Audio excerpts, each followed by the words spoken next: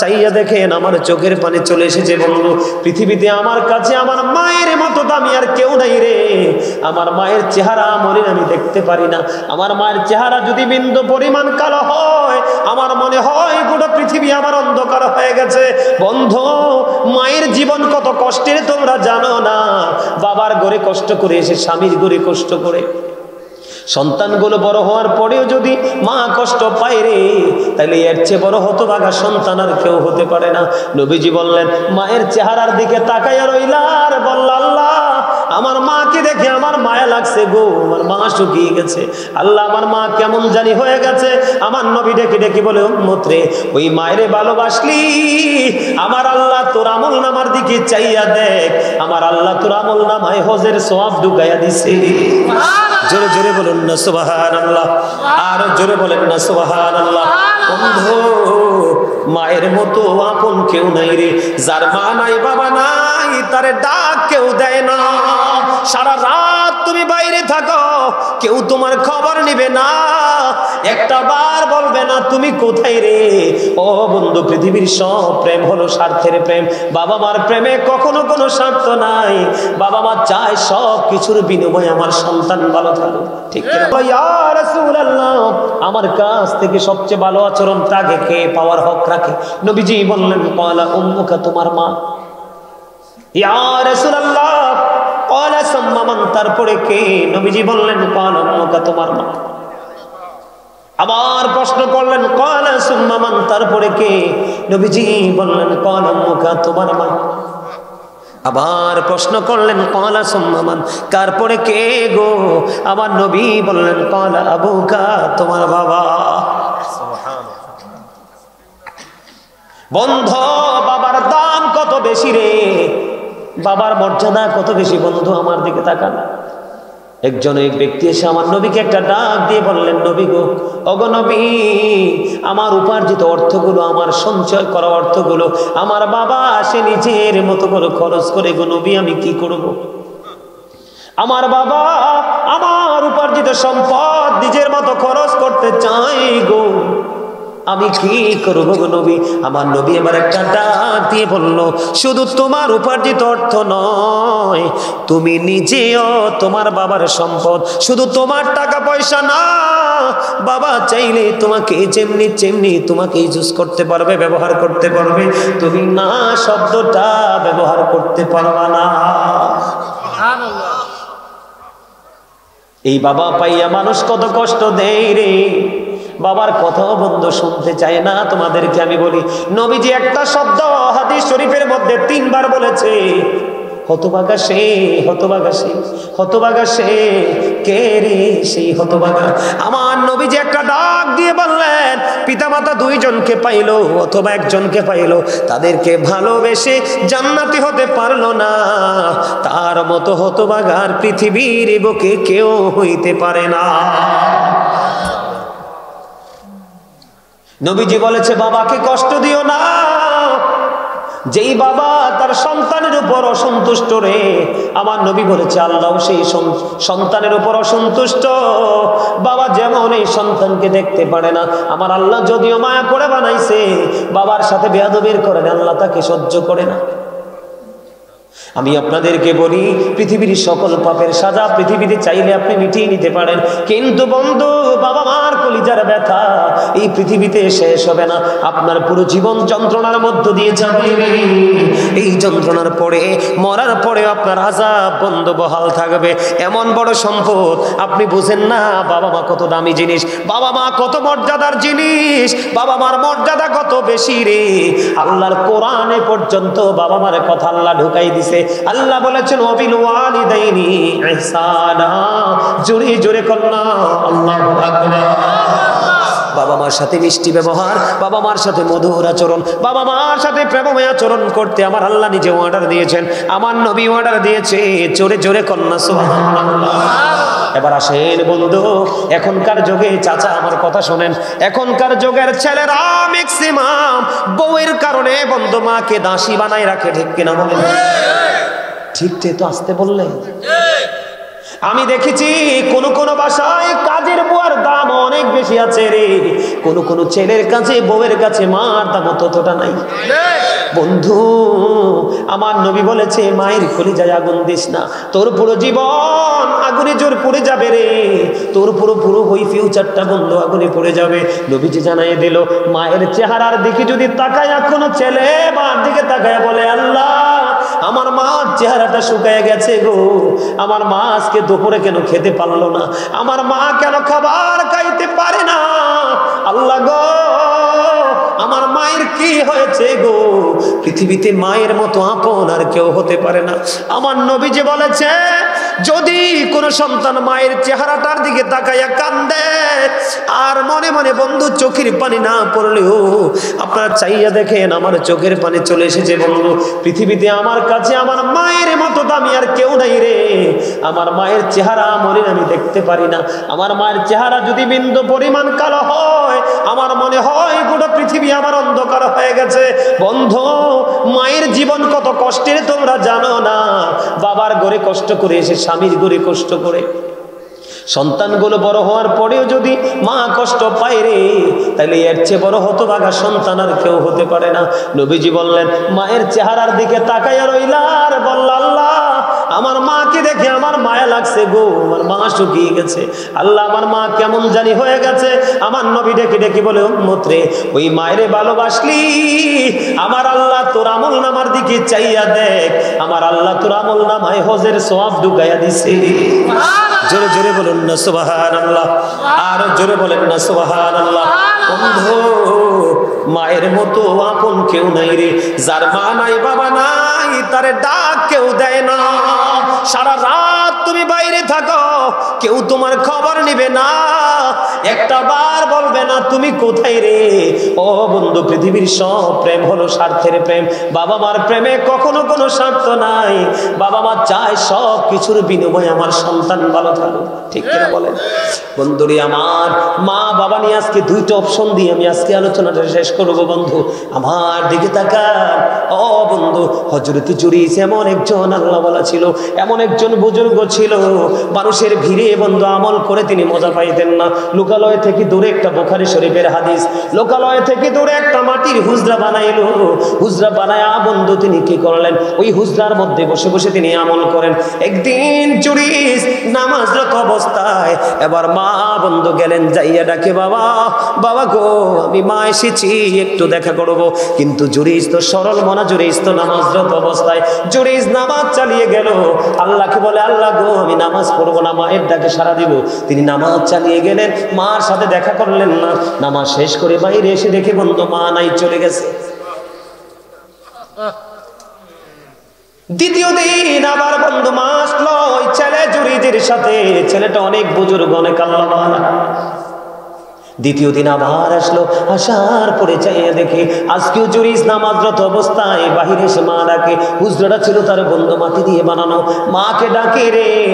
এবার মা বন্ধু ডেকে ডেকে বলছে, কিন্তু ছেলে নামাজ পড়ে আজকেও মাকে দেখা দিল না, কিন্তু নামাজ শেষ করে বাইরে এসে দেখে আজকেও মা চলে গেছে।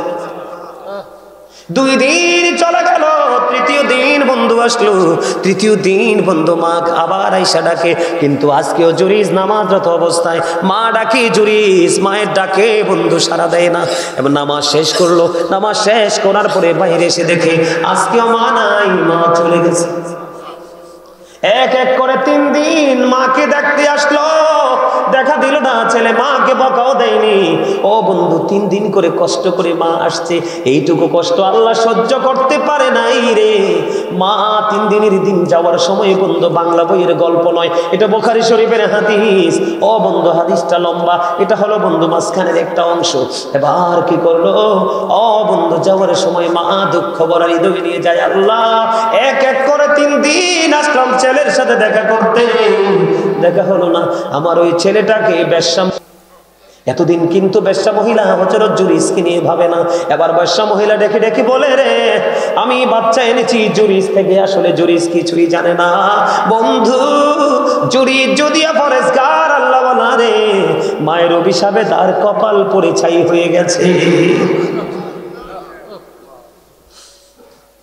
মানুষ বলতেছে, জুরিস তুমি কেমন করে এই কাজটা করতে পারলা? আসলে তো জুরিস এটার খবরই জানে না। মানুষগুলো দৌড়ে চলে আসলো, মাটির হুজরাটা বন্ধ ভেঙে ফেললো।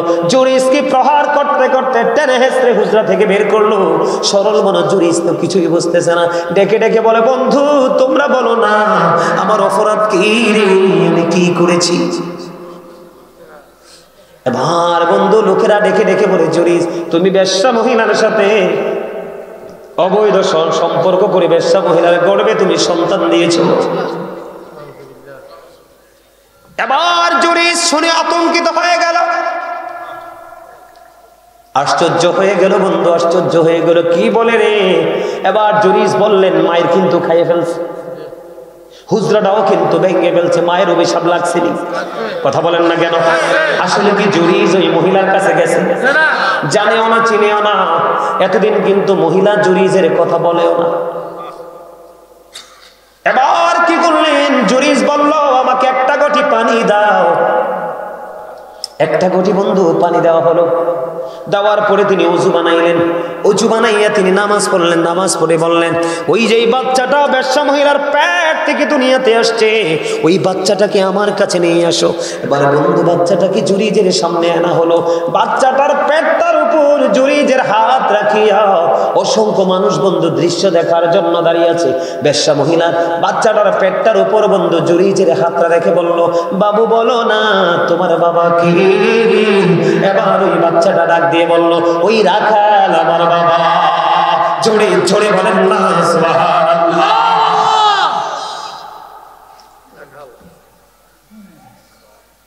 কেমন বুজুর্গ দেখছেন নি জুরিস? আপনি আমি বাচ্চার উপর হাত রাখলে বাচ্চা কথা বলবো না? মাত্র বাচ্চা পৃথিবীতে আসছে, একেবারে শিশু, যে আল্লাহর ওলি জুরিজের হাতের স্পর্শে ছোট্ট বাচ্চার জবান খুলে যায় রে। ওই বাচ্চা পর্যন্ত মায়ের অভিশাপ দেওয়ার সঙ্গে সঙ্গে গজব থেকে বাঁচতে পারে নাই। এখনকার ছেলেরা আমল নাই, ঈমান নাই, ভালো কোনো কাজ নাই, তাদের উপায়টা কেমন হবে তোমরা বলো? উপায় আসেনি? এই জন্য বলবো, ও বিচুনদারি গ্রামের আমার যুবক ভাইয়েরা, তোমরা একটু হৃদয় খুলে শোনো। রাসূলের সাথে প্রেমের ডুরি লাগাও, হক্কানি আলেমদের সাথে প্রেম করো, দেখবা জীবন কত সুন্দর, তোমার ভবিষ্যৎ হবে অত্যন্ত মধুময়। এটা গেল একটা বন্ধু। জুরিস তো বকা দেয় নাই, গালি দেয় নাই, কোনো কিছু চাইছে দেয় নাই।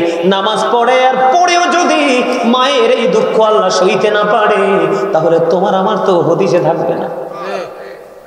এবার আসেন বন্ধু, আরেকটা ঘটনা শোনাই। মায়ের দোয়াটা কত বড় নেয়ামত। ঈসা নবী এমন একজন নবী, বাবা ছাড়া পৃথিবীতে আসছে। আল্লাহর নবী মেরাজে গিয়ে দেখা করেছে, আপনাদের খেয়াল আসেনি? কোন আসমানে? দ্বিতীয় আসমানে, মনে আসেনি ওয়াজ? ঈসা নবী একদিন আল্লাহর কাছে বললেন, আল্লাহ গো, এই জামানায় আমার সে কোনো বুজুর্গ লোক আসেনি। ঈসা রুহুল্লাহ আল্লাহর নবী, আমাদের আগের নবী। এবার কি করলেন? আল্লাহ রাব্বুল আলামিন ঈসা রুহুল্লাহকে বলে দিলেন, ঈসা একটা রাস্তা দেখিয়ে দিলাম, তুমি এই রাস্তা দিয়ে অগ্রসর হও। এবার বন্ধু ঈসা রুহুল্লাহ ওই রাস্তা দিয়ে অগ্রসর হতে লাগলেন। আল্লাহর অর্ডারে বন্ধু হাঁটতে শুরু করলেন। হাঁটতে হাঁটতে হাঁটতে হাঁটতে হাঁটতে হাঁটতে বন্ধু কিছু দূর চলে গেলেন। যাওয়ার পরে যাইয়া দেখলেন রাস্তার মধ্যখানে বিশাল বড় একটা পাথর। পাথরটার রং ছিল বন্ধু সাদা। পাথর দেখার পরে রে এবার ঈসা রুহুল্লাহ একটু আশ্চর্য হয়ে গেলেন, মালিক অর্ডার তো তুমি দিয়েছো, কিন্তু এই পরিস্থিতি কেন গো? আমার আল্লাহ একটা ডাক দিয়ে বললেন, ঈসা রে, তোমার হাতে যে লাঠি, তোমার হাতে যে আশা আছে রে, ওই লাঠিটা তুমি পাথরে আঘাত করো। পাথরটাতে আঘাত করা হলো বন্ধু। পাথরের মধ্যে যখন আঘাত করলো, আঘাত করার পরে বন্ধু দেখতে পাইলেন পাথরটা ফাইটা দুইটা টুকরা হয়ে গেল, আলাদা হয়ে গেল। এবার ঈসা নবী চাইয়া দেখলেন ওই পাথরের মধ্যে বসবাস করতেছে জয়ীফ এক বৃদ্ধ লোক। সুবহানাল্লাহ। পাথরে কোনো দরজা নাই, পাথরে কোনো জানালা নাই, পাথরে ঢোকার কোনো রাস্তা নাই। এই আশ্চর্য হয়ে গেলেন ঈসা রুহুল্লাহ। আল্লাহ তাৎক্ষণিকভাবে আল্লাহর দরবারে বন্ধু দরখাস্ত করে দিলেন, মালিক আমি আশ্চর্য হয়ে গেলাম কি দেখে বন্ধু, ঈসা নবীজি ওই বৃদ্ধ লোক, যেটা পাথরের মধ্য থেকে দেখা গেল পাথর ভাঙার পরে, বৃদ্ধকে একটা ডাক দিয়ে বললেন, আপনি কে গো? আপনার যে পাথরের মধ্যে বসবাস করেন, এই বসবাসের বয়স কত বছর চলে? এবার ওই বৃদ্ধর জবান খুলে গেল রে। ওই বৃদ্ধ একটা ডাক দিয়ে বলতেছে, আমি যেই পাথরের মধ্যে বসবাস করি, ওই যেই পাথরের মধ্যে বসবাসের বয়স হলো 400 বছর। কত বছর? 400 বছর। এই লোকটা কি জোয়ান না বুড়া? কথা বলেন না কেন বন্ধু? মা বাবাকে ভালোবাসতে জোয়ান বুড়া লাগে না, মা বাবাকে ভালোবাসা সব বয়সে দেওয়া যায়। কারণ পৃথিবীর মানুষের কাছে তুমি বুড়া মুরব্বী, আমি বুড়া হয়ে গেছি, আমার চুল পেকে গেছে, কিন্তু মায়ের কাছে এখনো ছোট্ট সেই সোনামণি। কথা বলেন না কেন? এবার বন্ধু বুড়োকে ঈসা নবী প্রশ্ন করলেন, আপনার বয়স 400 বছর, এই পাথরের কোনো দরজা নাই, জানালা নাই, আপনি খাবার খান কেমন করে? ভাই আমার খাবার আমার আল্লাহ প্রতিদিন জান্নাত থেকে পাঠায়। এই যে বুড়োর সামনে কিন্তু জান্নাতি ফল ঈসা নবী দেখতে পেয়েছে। কি পেয়েছে? ঈসা নবী দেখতে পেয়েছে। ঈসা নবী এই বুড়াকে প্রশ্ন করলেন, আপনি যে বুজুর্গি, আপনি যে মর্যাদা, আপনি যে সুন্দর পজিশন পেয়েছেন, এটা কেমনে করে পেয়েছেন? এবার ওই বুড়ার জবান থেকে বের হয়ে গেল, ওই বৃদ্ধ লোকটা বলে দিল, এই বুজুর্গি, এই ক্ষমতা পেয়েছি আমি আমার মায়ের ভালোবাসা দেওয়ার কারণে। পৃথিবীতে যত স্টার হয়েছে, যত বড় হয়েছে, প্রত্যেকটার ইতিহাস খুঁজে দেখেন, সবগুলো মা বাবার প্রেমিক। মা বাবার প্রেম ছাড়া আপনি রাসূলকে তো রাজি করতে পারবেন না, রাসূলও তো রাজি হবে না। মৃত্যুর সময় আপনার জবানে কালেমা আসবে না। এটা বড় শক্ত জিনিস। মা বাবাকে আদর করা, ভালোবাসা ফরজ, তাদেরকে কষ্ট দেওয়া কি হারাম? তাদেরকে কষ্ট দেওয়া কি? আমরা কি তাদেরকে কষ্ট দিব? কথা বলেন, দিব? কখনোই আমরা তাদেরকে কষ্ট দেব না। সম্মানিত উপস্থিতি, অনেক লম্বা সময় হয়ে গেছে, আর আলোচনা করব না এখন। এতক্ষণ যে কালেকশন করছিলেন কি জন্য? আপনারা অনেকেই দিতে পারেন না, আমি বললে কি একটু দিবেন মসজিদে? যার যার তৌফিক অনুযায়ী দিবেন না, না চলে যাবেন? আপনারা যদি কেউ বলেন যে হুজুর আমি দিতে পারিনি, আপনার কাছে দিব, তাইলে বলবো, নাইলে দোয়া করে দিব। সুলাইমান মেম্বার বাড়ি, ওনার আম্মা এখানে শুয়ে আছে, বাবা শুয়ে আছে এখানে, আব্বা আম্মার জন্য 5,000 টাকা। মারহাবা মারহাবা।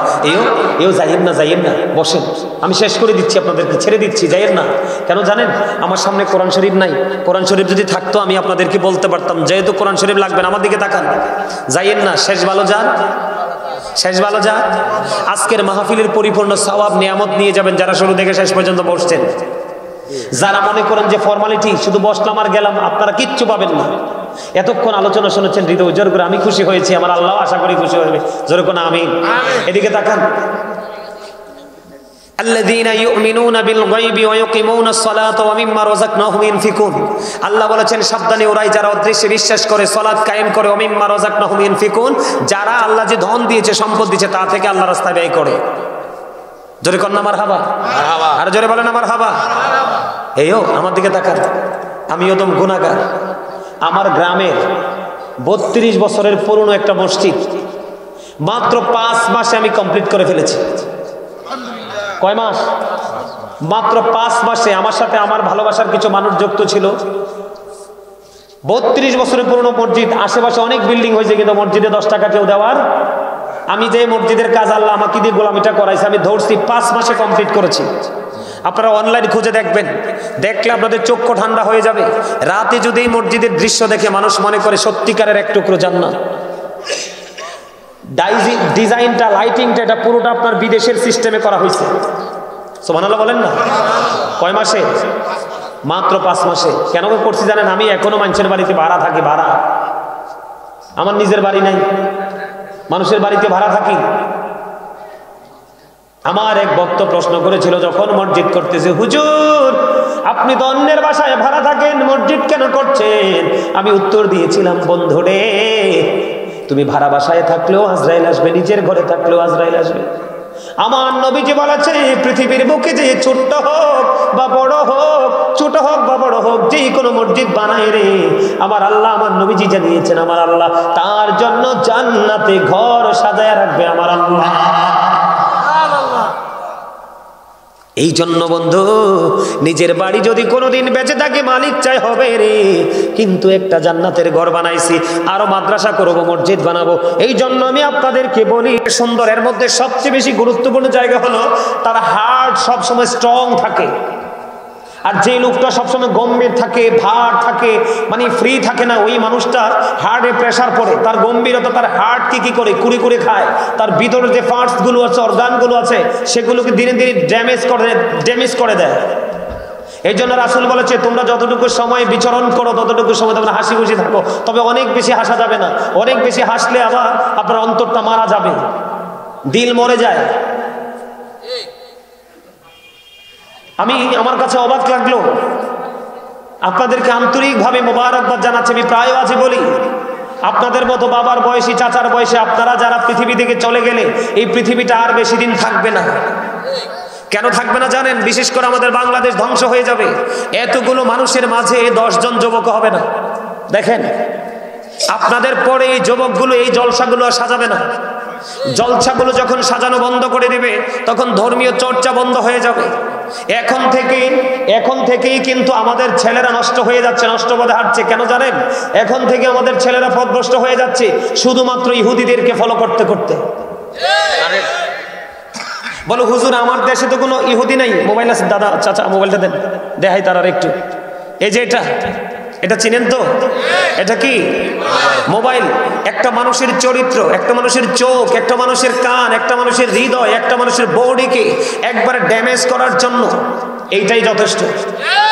এটার চাইতে বিষাক্ত সাপ এখনো আর জন্ম হয় নাই। আমি পৃথিবীতে সবচেয়ে বিষাক্ত মুসলমানের জন্য আমি এটাকে মনে করি। কেন জানেন?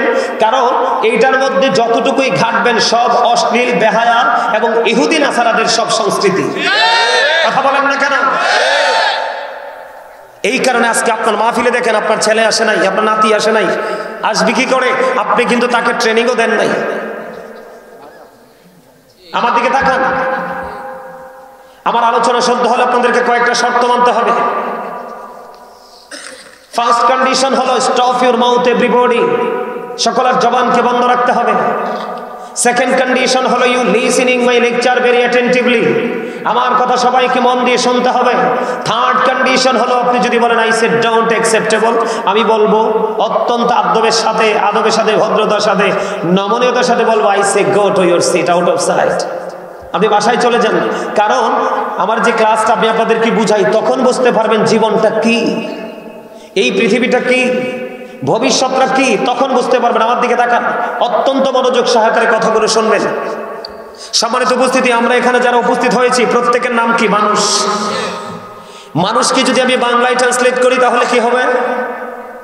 ম্যান অথবা পারসন। ইংলিশে বললে কি হবে? ম্যান অথবা, খোঁজেন, ভালো করে খোঁজেন, সবগুলো মাথায় ক্যাচ করবেন, ঢুকাবেন।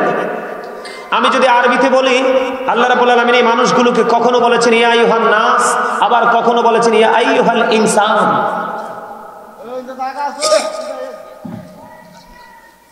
আপনারা কে কথা বলবেন না? হারুন ভাই কে? আমার দাওয়াত দিছে কে? আপনি? মাশাআল্লাহ, পছন্দ হয়েছে লোক, চেহারাটা অত্যন্ত মিষ্টি, নুরানি। আসেন, আপনি বেশি ওয়াজনার দরকার, কারণ আমারে দাওয়াত দিতে হইলে হিসাব নিকাশ কইরেই দাওয়াত দেয়, যে দাওয়াত দেয়। আমাকে যেই কোনো জায়গা মানুষ ইনভাইট করে না। আমি তো ভাবতেছি এই দিকে জীবনও আসি নাই, কই যে যাইতেছি। আয়সা দেখি যে আশেকের রাসূলদের মিলন মেলা। আল্লাহ কবুল করুন, জোরে করুন, আর জোরে বলেন আমিন, আরো জোরে। এই মিয়া খাবারে লবণ না দিলে মজা হয়? মজা না হইলে খাইতে পারে? খাবারে লবণ না দিলে যেমনি খাবার মজা হয় না, তেমনি ভাবে 100% প্রেমিক হইতে না পারলে আমল মজা লাগবে না। যতদিন পর্যন্ত একজন মুসলমানের কাছে আমল মজা লাগবে না, ততদিন তাকে গোটা পৃথিবীটা উপহার দিলেও সে আমলের দিকে আসবে না। এই জন্য আমি বলবো, বাবা গো, ও চান্দিনা বিচুন্দাইরের ভাই, আমার বাবা, আমার মা, আমি আমার বোনদেরকে ডেকে ডেকে বলবো, মা হৃদয় খুলে শোনো গো, পৃথিবীর অবস্থা মোটেও ভালো না, পৃথিবীর অবস্থা একেবারে ভালো না, বাংলাদেশের অবস্থা অনেক বেশি খারাপ রে বাবা। এই পৃথিবীতে কোন দিন জানি ছেড়ে চলে যাই, যেদিন চলে যাব রে ওই দিন আপনার আমার সঙ্গে পৃথিবীর কেউ যাবে না। ইভেন যেই সন্তানের জন্য গোটা জীবন আপনি আমি কুরবানি করে দিয়েছি, এই সন্তান পর্যন্ত আপনার আমার নামটা মুখে নিবে না।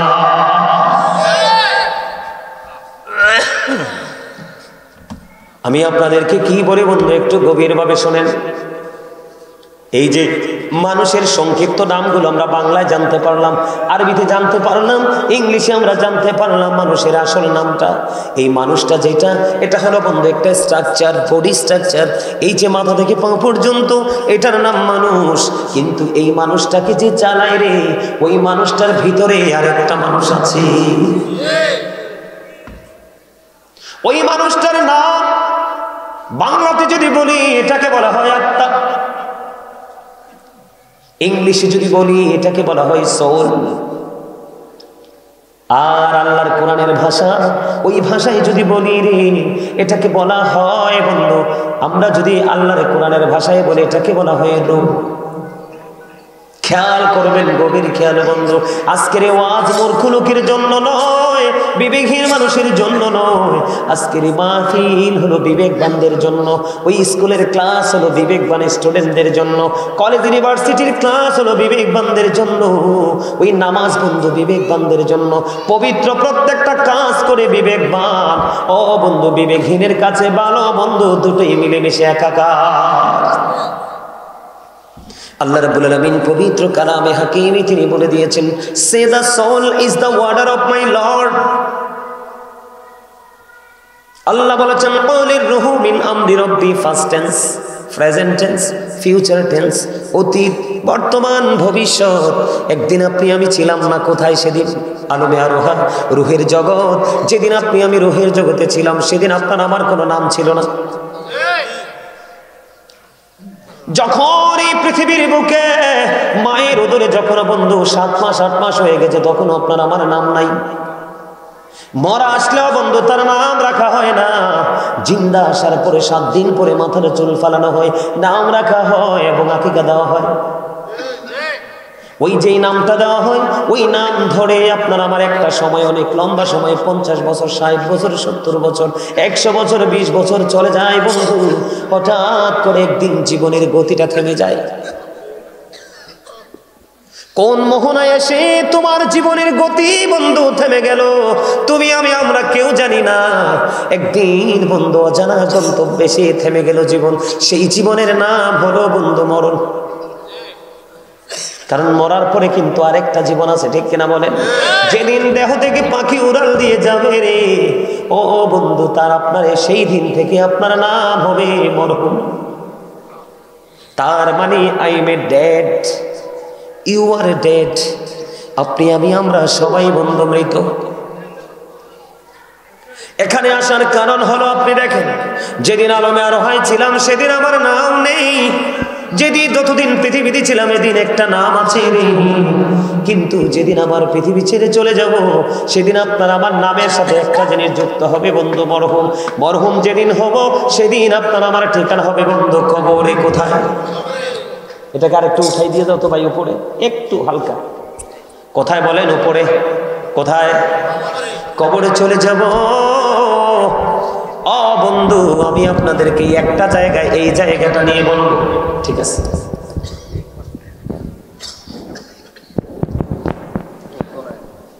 এইটুকু ঠিক আছে, ঠিক আছে না? এই জায়গাটা নিয়ে বন্ধু বলবো, যেদিন আপনি আমি কবরে চলে যাব বন্ধু, কবরে যাওয়ার পরে কিন্তু আপনার দেহের কোনো পাওয়ার চলবে না, সেই দিন চলবে আপনার রুহানিয়াতের পাওয়ার। কথা বলেন না কেন? তাহলে প্রত্যেকটা মানুষ ডবল, কেউ সিঙ্গেল নয়। একটা হলো তার দেহ, আরেকটা হলো বন্ধু তার আত্মা। দেহের খাবার পৃথিবীর যেই কোনো জায়গায় যায়, এনি প্লেস, যেই কোনো জায়গায় যাবেন আপনি দেহের খাবার পাবেন। চা দোকানে পেলে বন্ধু নরমাল খাবার, হোটেলে গেলে একটু ভিআইপি পাবেন, 5 স্টারে গেলে আরো ভিআইপি পাবেন, লেটেস্ট, ঠিক কিনা বলেন? পৃথিবীর বিভিন্ন জায়গা বিচরণ করলে পৃথিবীর খাবার পাওয়া যায়, আর এই রকম মসজিদে গেলে, মাহফিলে গেলে, আলেমদের কাছে গেলে, আল্লাহর বন্ধু ওলিদের কাছে গেলে বন্ধু দেহের খাবার মিলে না, ওখানে মিলে বন্ধু রুহের খাবার। আজকে এসেছেন আপনারা এখানে বন্ধু রুহের বাজার করার জন্য রে। এই রুহের বাজার করতে হলে বন্ধু দুটো জিনিস আপনার মধ্যে রাখতে হবে। কয়টা? দুইটা জিনিস রাখতে হবে। ও বন্ধু, আল্লাহ বলেছে, আমিন, আল্লাহ বলেছেন আল্লাযীনা আমানু, যারা ঈমান এনেছে, ওয়া কানু ইয়াত্তাকুন, এবং তাকওয়া অবলম্বন করেছে, লাহুমুল বুশরা, তাদের জন্য সুসংবাদ, ফিল হায়াতিদ দুনিয়া, দুনিয়ার জীবনে, ও ফিল আখিরা, এবং পরকালের জীবনে। জোরে জোরে কন্যা সুবহানাল্লাহ। এই পৃথিবীর মানুষ জানতি না, বিচুন্দার গ্রামের আমার ভাই, আমার বাবা গো, দেখি দেখি বলছি বন্ধু ঘরে বসে থেকো না, চলে এসো জান্নাতের বাগানে। এখানের বাজারে তুমি যাবে কবরে, ওই কবর পৃথিবীতে যেমন বাজার ছাড়া পৃথিবীর জীবন চলে না রে, সংসার চলে না, ঠিক তেমনি ভাবে ওপারেও আপনার বাজার ছাড়া সংসার চলবে না। এপারে লাগে দেহের বাজার, আর ওপারে লাগবে বন্ধু রুহের বাজার। আর এই রুহের বাজারের মধ্যে অন্যতম বাজার হলো হক্কানি নবী প্রেমিক, অলি প্রেমিক, আল্লাহর রাসূল প্রেমিক বন্ধু আলেম ওলামা। সব আলেম এক নয়, সব আলেম হক নয়, কিছু কিছু আলেম দিয়ে বন্ধু জাহান্নাম উদ্বোধন করা হবে। তারা নবীর সাথে দুশমনি করে কবরে যাবে। এই যে আজকে মাহফিল এসেছেন, দুরূদ পড়েছেন, আমল নামায় কি ঢুকলো? সওয়াব ঢুকলো। জিকির করেছেন, কি ঢুকলো? সওয়াব ঢুকলো। এই যে এখন আলোচনা শুনতেছেন, আপনারা শিক্ষা নিচ্ছেন। আমি যে বলেছি যত জীবন আপনি মাহফিলের দিকে আসবেন, আপনারা হলেন এক ধরনের ছাত্র। যারা ইয়াং মেন, যারা বন্ধু মাদ্রাসার দিকে দৌড়ায় দিনের ইলম শেখার জন্য, তারা হলো ইয়াং স্টুডেন্ট। আপনি যত জীবন মৃত্যুর আগ পর্যন্ত যদি শিক্ষা অর্জন করার জন্য, আমলের টিচিং নেওয়ার জন্য যদি জীবন ভর যেখানে মাহফিল হবে, শরীর যদি ভালো থাকে খোলায়, আপনি মাহফিলে যাবেন। ও বন্ধু, পৃথিবীতে আপনি যত রাস্তা আপনি অতিক্রম করবেন দ্বীনের শিক্ষা অর্জন করার জন্য, ততই জাহান্নাম আপনার থেকে দূরে চলে যাবে, আর জান্নাত আপনার তত বেশি কাছে চলে আসবে। তার চাইতে বড় হলো আল্লাহ রাব্বুল আলামিন আপনার আমার কাছে চলে আসবে। বন্ধু, তার একটা এক্সাম্পল আমি দিয়ে আমার আলোচনায় ঢুকবো। ছোট্ট করে বলবো, জিকিরের সময় দেখেছি আমি অনেকের জবান বন্ধ। আমি আপনাদেরকে বলি, আল্লাহ রাব্বুল আলামিন আপনাকে আমাকে পৃথিবীতে পাঠিয়েছে বন্ধু ইচ্ছে মতো পান খাওয়ার জন্য নয়, বুট বাদাম খাওয়ার জন্য নয়, চা কফি খাওয়ার জন্য নয়, সুস্বাদু খাবার খাওয়ার জন্য নয়। আল্লাহ রাব্বুল আলামিন আপনার জন্য আমার জন্য জবান দিয়েছে।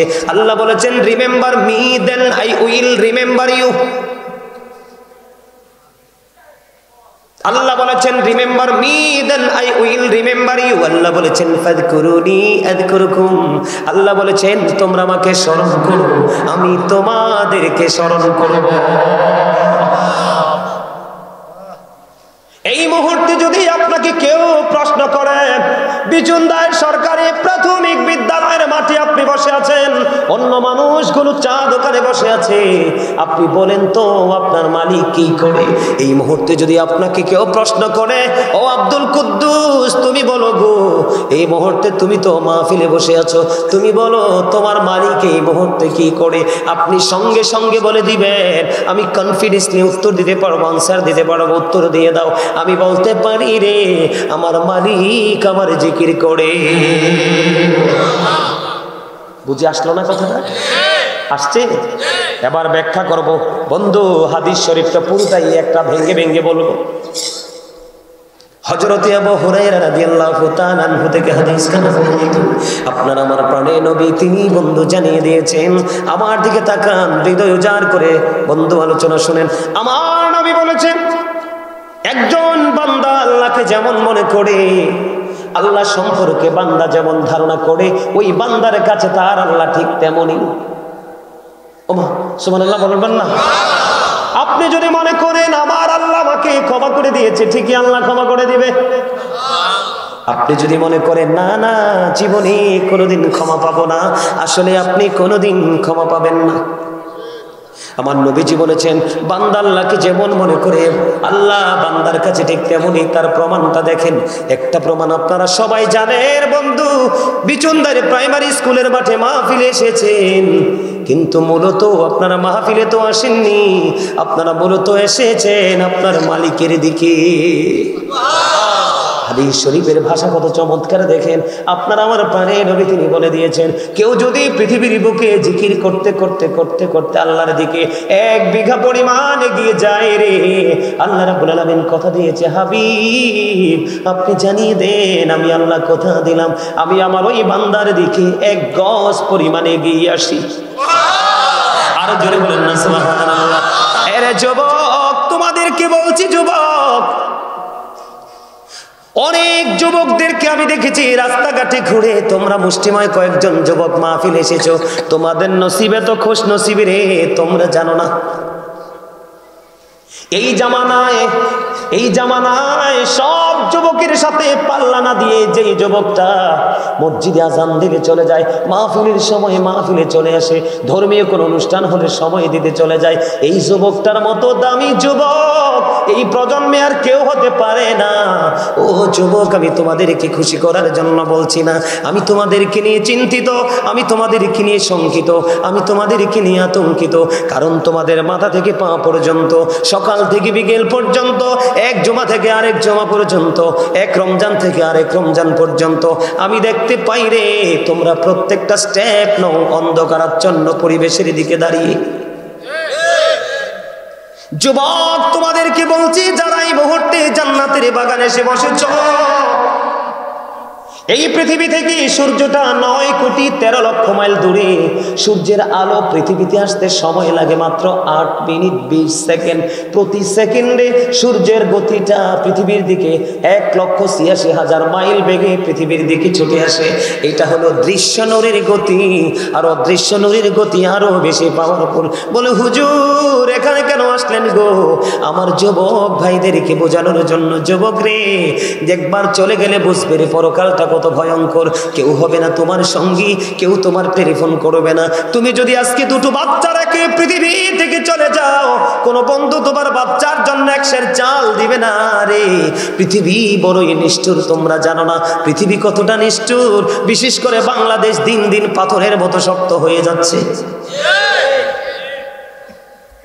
যুবক, তোমরা হয়তো মনে করো দালান উঠতেছে, চাকচিক্যময় পরিবেশ তৈরি হচ্ছে। না না, এই দালানের আনাচ কানাচে ঘুরে দেখো, শুধু পাপ আর জঘন্যতা ছাড়ার কিছুই নাই। যুবক রে, আমার কথাটা তোমরা শোনো। সূর্যটা 9 কোটি 13 লক্ষ মাইল দূরে, এখন থেকে অনেক আবরণ ভেদ করে পৃথিবীতে আসে, আমরা সইতে পারি না। কাল হাসুরের দিন সূর্যটা সরাসরি মাথার উপরে থাকবে রে। ওই দিন শরীরটা এমন ভাবে ঘামতে থাকবে, এমন দুর্গন্ধময় পরিবেশ হবে রে, ওই ঘামের মধ্যে তোমাকে ডুবে থাকতে হবে। আল্লাহ বলেছেন যুবক, একবার মরেছো আর তো মরার সুযোগ নাই। আল্লাহ বলেছেন লা ইয়ামুতু, পিপল উইল নট ডাই, সেদিন মানুষ মরতে পারবে না। আল্লাহ বলেছেন ফিহা ওয়ালা ইয়াহইয়া, people will not be able to life that day, সেদিন মানুষ বাঁচতেও পারবে না। আল্লাহ বলেছেন ওমা হুমান হাবি গাইবিন, people will not be able to escape that day, সেদিন মানুষ সেখান থেকে পালাইতেও পারবে না। চিৎকার, কান্নাকাটি, হাহাকার, একটু সুস্থির জন্য পাগল হয়ে যাবে রে যুবক। মানুষগুলোর চিৎকার সেদিন সব ভারী হয়ে যাবে, কিন্তু বন্ধু তার আশপাশে সাহায্যকারী কেউ থাকবে না। আমার আল্লাহ বলেছেন ওমানি যালিমিনা মিন আনসার, বিপদে যখন পড়বে তোমরা জালেমরা, তোমাদের জন্য কোনো সাহায্যকারী নাই রে, কোনো সাহায্যকারী নাই। ওই কঠিন বিপদের দিনে যেই যুবকগুলো আল্লাহর সাথে প্রেমের ডুরি লাগাইয়া নবীর আদর্শটাকে অন্তরে ধারণ করে হক্কানি আলেমদের থেকে শিক্ষা নিয়ে জীবনটাকে গঠন করতে পারলো, আমার নবীজি জানিয়ে দিয়েছে 7 শ্রেণীর মানুষকে আল্লাহর আরশের ছায়ার নিচে জায়গা দিবে। আর এই 7 শ্রেণীর মধ্যে একটা শ্রেণীর লোক থাকবে পৃথিবীর যুবকেরা। 1 শ্রেণীর মানুষ থাকবে কে? পৃথিবীর যুবক। এই জন্য যুবকদেরকে দেখলে বড় খুশি হই, যুবকদেরকে দেখলে বড় আনন্দিত হই রে। আমার কাছে মনে হয় 100% এক্সক্লুসিভ। কথা বলেন না কেন? এই জন্য বলছি যুবক, হৃদয় দিয়ে শোনো, তোমার দাম কেমন? যৌবনকালের আমলের পাওয়ার এত বেশি, জিব্রাইল কয় বৃষ্টির ফোঁটা আমি জিব্রাইল গণতে পারি রে, যৌবনকালের আমল গণে শেষ করতে পারি না, যৌবনকালের আমলের দাম এত বেশি। এবার আমার মুরব্বী দাদা ভাই, আমার চাচা, আমার জ্যাঠা, আপনারা মনে মনে ভাববেন হুজুর দাড়ি পেকে গেল গো, দাড়িগুলো সাদা হয়ে গেল। আপনার আলোচনা শুনে মনে হয় আবার যৌবনে ফিরে যাই। আমার প্রাণ উজাড় করে আলোচনা করি গো, বুড়ো তো হয়ে গেছে, এখন কি করব? আপনাদেরও টেনশন নাই, যেই বুড়াটা আজান দিলে মসজিদে চলে যায়, যেই বুড়োটা মাহফিল শুনলে আগে থেকে রেডি হয়ে মাহফিলে চলে যায় রে, দাড়িগুলো সাদা হয়ে গেছে, চুলগুলো সাদা হয়ে গেছে। আমার আল্লাহ জানিয়ে দিয়েছে, হাবিব আপনি জানিয়ে দেন গো, ওই বুড়া মানুষগুলোকে আমি আল্লাহর জাহান্নামে পোড়াইতে শরম লাগবে, আমি তাদেরকে জাহান্নামে দেব না।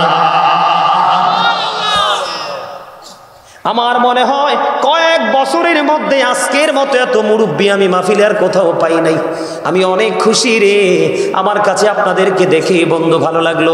মুরব্বীরা পৃথিবীতে যত বেশি থাকবে তত রহমত আল্লাহর বর্ষিত হবে, কারণ মুরব্বীদের অন্তরে কলঙ্ক নাই, আছে আল্লাহ এবং আল্লাহর হাবিবের প্রেমে ভরা। আমার নবীজি বলছেন, আলোচনা করতেছিলাম, আমার নবীজি বলেছেন কেউ যদি 1 বিঘা পরিমাণে এগিয়ে আসে, আমার আল্লাহ তার দিকে 1 গজ পরিমাণে এগিয়ে আসে। আমার নবীজিকে আল্লাহ ডেকে ডেকে বলে, হাবিব আপনি জানিয়ে দেন গো, আমি আল্লাহ কথা দিলাম, আমি আল্লাহর জিকির করার জন্য আমার কোনো বান্দা যখন আমি আল্লাহর দিকে 1 হাত পরিমাণে এগিয়ে আসে গো, আমি আল্লাহ কথা দিলাম আমি আমার বান্দার দিকে 2 হাত পরিমাণে এগিয়ে আসি। জোরে জোরে বলুন না সুবহানাল্লাহ। এবার আপনার আমার প্রাণের নবী আরো জানিয়ে দিয়েছে, হাদিস শরীফের মধ্যে এসেছে, কেউ যখন হেঁটে হেঁটে জিকির করার জন্য আসে রে, আমার আল্লাহ জানিয়ে দিয়েছে, হাবিব আপনি জানিয়ে দেন আমি আমার ওই বান্দার দিকে দৌড়ে চলে আসি। এই যে আমরা আজকের এই জান্নাতের বাগানে বসেছি বন্ধু, অনেক মানুষ, আমার নবীজি বলতেছে আল্লাহ রাব্বুল আলামিন ঘোষণা দিয়ে দিয়েছে, পৃথিবীর কোন নরমাল জলসায় বসে বসে যখন মাওলার জিকির করে আল্লাহর বান্দাগুলো, আমার নবীজি জানিয়ে দিয়েছে তার চাইতে উত্তম জলসায় আল্লাহ ওই বান্দার জিকির করতে থাকে। জোরে জোরে বলুন না সুবহানাল্লাহ, আর জোরে বলুন না সুবহানাল্লাহ। তাহলে আপনার আমার দাম সবার চাইতে ব্যতিক্রম কিনা? আরো জোরে বলেন। বাইরে যারা আছে তাদের তুলনায় আপনার আমার দাম বেশি না কম? এবার আপনাদের মনে প্রশ্ন আসতে পারে, বলে হুজুর হুজুর জিকির কোনটা গো? জিকির হলো বন্ধু আরবি শব্দ, বাংলাতে এটাকে বলা হয় স্মরণ, ইংলিশে এটাকে বলা হয় রিমেম্বার। এই জন্য বলেছি remember me then I will remember you. আল্লাহ বলেছেন O believers remember me I will remember you. আল্লাহ বলতেছেন ও ইমানদারেরা তোমরা আমার স্মরণ করো, আমি আল্লাহ তোমাদের স্মরণ করব। জোরে বলেন না সুবহানাল্লাহ, আরো জোরে বলেন না সুবহানাল্লাহ। এখন জিকির করবেন কেমনে? আল্লাহ বলেছেন ইয়া আইয়ুহাল্লাযীনা আমানু যিকুরুল্লাহা যিকরান কাসীরা ওয়াসাব্বিহুহু বুকরাতান ওয়াসীলা।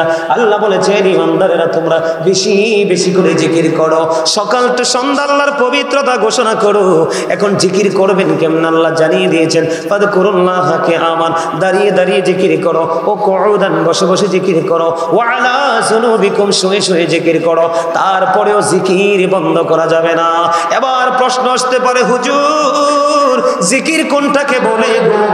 আল্লাহ রাব্বুল আলামিন বলেছেন সুবহানাল্লাহ বল আল্লাহর জিকির, আলহামদুলিল্লাহ বল আল্লাহর জিকির, আল্লাহু আকবার বল আল্লাহর জিকির, লা ইলাহা ইল্লাল্লাহ বল আল্লাহর জিকির। কাউকে ভালো কাজের জন্য ডাকা এটাও জিকির, কাউকে বন্ধ কাজের জন্য বিরত রাখা এটাও মাওলার জিকির। ও বন্ধু তুমি নামাজে দাঁড়িয়েছো এটাও তো জিকির, তুমি হজে গেছো সেটাও জিকির। নামাজ হলো মাওলার জিকিরের জলসা, আর হজ হলো মাওলার জিকিরের জুলুস। জোরে জোরে সুবহানাল্লাহ। আমার আলোচনা কিন্তু এটা না, হারুন ভাই আমাকে একটা অন্য আলোচনা দিয়েছে, মজার আলোচনা। এটা কিন্তু আমার আলোচনা নয়, মজার আলোচনা আপনাদের জন্য নিয়ে আসছি। আপনারা থাকবেন তো? সবাই থাকবেন? কে কে থাকবেন সোজা করে হাত তুলে দেখান। আল্লাহু আকবার, ইয়া রাসূলুল্লাহ, ইয়া গাউসুল আজম দস্তগীর। আলহামদুলিল্লাহ বলেন। আলহামদুলিল্লাহ। একটু মহব্বতে। রেসালাত কইছি আর রাগ হইছে? রেসালাত ছাড়া তো তাওহীদ পাইতাম না। রাসূল ছাড়া কি আল্লাহ পাইতাম?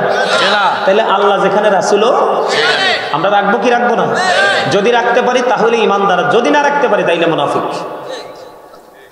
বুঝা লইবেন কিন্তু কি বল কইছি? আমার নবীজি বলছে believers love the prophet, hypocrites don't love the prophet.